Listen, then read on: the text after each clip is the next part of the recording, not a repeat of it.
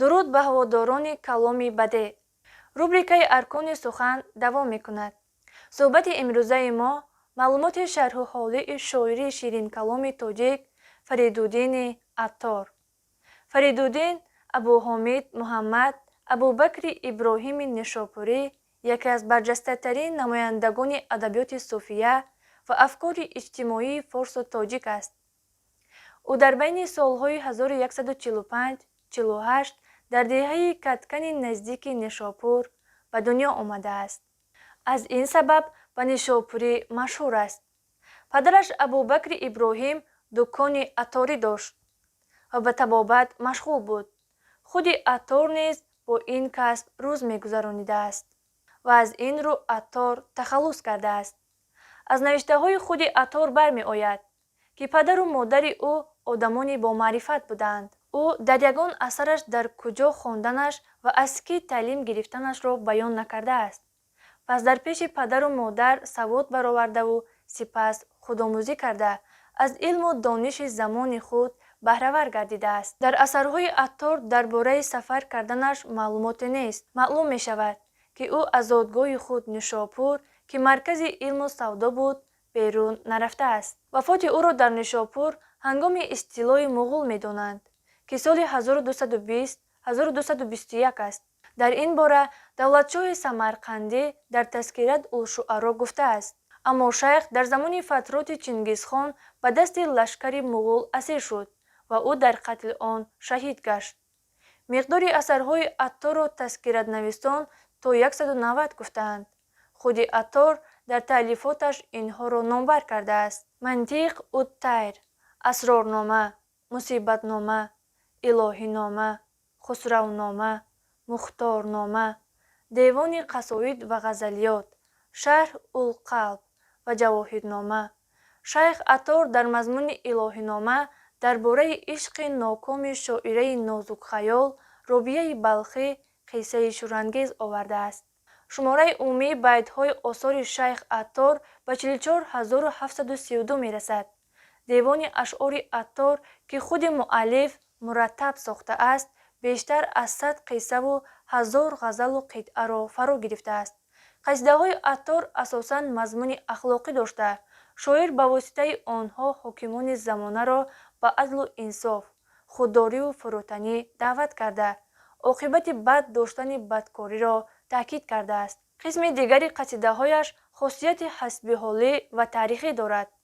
дар қасидаҳои ӯ сабки синною хоқонӣ ба тарзи баёни муаллиф даромехта, тарзу усули тозаро ба вуҷуд овардааст. Мантиқ ут-Тайр асари тамсилии шайх Аттор аст ки аз 54 гуфтаву як натиҷа иборат буда 4458 байтро дар бар мегирад. асоси ин маснавӣ ғояи ваҳдати вуҷуд аст. муаллиф ягонагии вуҷуди мутлақ ва мавҷудотро дар симои симурғ ва мурғони олам тасвир намудааст. тамоми мурғон ҷамъ меоянд то ки подшоҳро интихоб кунанд.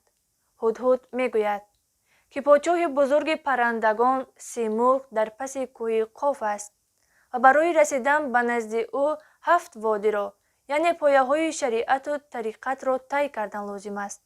мурғон ба сафар мебароянд, вале фақат 30 нафарашон то водии ҳафтум мерасанд ва ҳамоно худро фаромӯш мекунанд.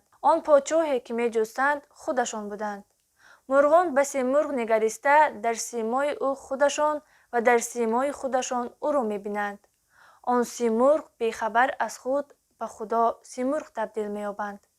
бештари достонҳои Аттор дар шакли маснавӣ вале Мухторнома дар шакли рубоӣ навишта шудааст ки он 6000 рубоиро дар бар мегирифт. Аттор аз асарҳояш бештар ба Мусибатнома эътибор доданро таъкид кардааст. гардиле мебоядад бисёр дон Мусибатномаи Аттор хон.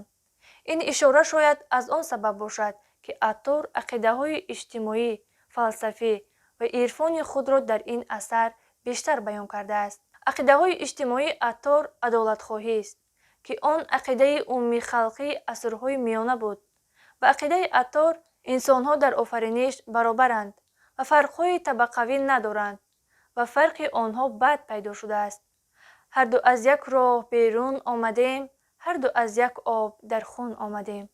عطار از روی عقیده صوفیان ثابت قدم مال بی‌محنت و زیاد دارایان را حرام دانسته است. هم نباشد خوشه ایشان حلال، گر خورم از اینها بود وزر و ابال. عطار با افکار اخلاقی خود کوشش کرده است که عملداران و سیاستمداران دور را در روحیه انسان دوستی و خیرخواهی تربیت کند. او دایر به اخلاق با نام فتوتنامه منظوم اثر الهیده دارد که در آن از 72 صفت جوانمردی سخن رانده است. عطار از جمله آن ادیبان است که به شاه یا به اهل منصب خدمت نکرده است و در مدح آنها شعرها ننوشته است.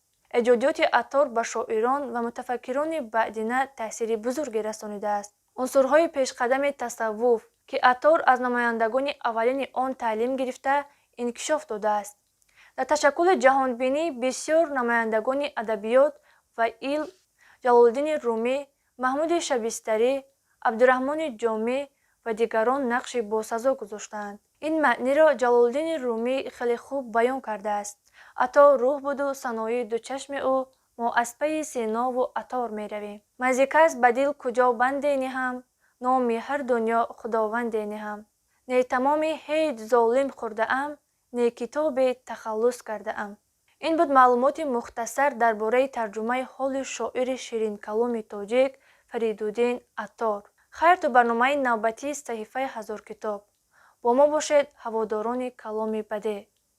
عزیزان دل و دیده، از شما احترامانه خواهش می نماییم. برای ترغیب صحیفه ما در یوتیوب با نام هزار کتاب مساعدت نمایید.